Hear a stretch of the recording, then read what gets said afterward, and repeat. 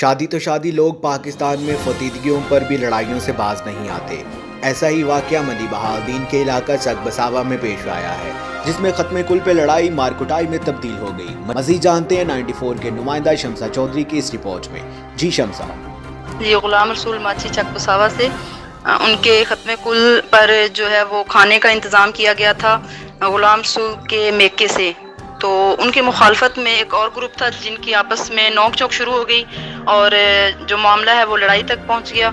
और लड़ाई के बाद जो है वो गुत्थमकुत्ता होने में रिश्तेदार जो खत्मे कुल पर तशरीफ़ लाए थे उनमें से कुछ ख़वातीन जो हैं वो बेगुनाह छुड़ाने में ज़ख्मी हो गई हैं। और उनका कहना है कि हमारा कोई कसूर नहीं था, हमारी ना तो लड़ाई थी, सिर्फ हम छुड़ा रहे थे दोनों ग्रुप में, क्योंकि काफ़ी जो है वो लड़के हैं, उनके सर फटे हैं, कपड़े फटे हैं।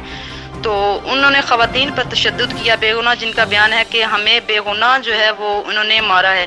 तो उन्होंने फ़ौरन पुलिस को इतला की है और पुलिस मौका पर SHO साहब पहुंच चुके हैं। और अब मज़ीद तफसीलात जो हैं वो उनसे मिलके या उनके बयान के बाद पता चलेगा कि सुलह होती है या कोई FIR कटेगी। जी।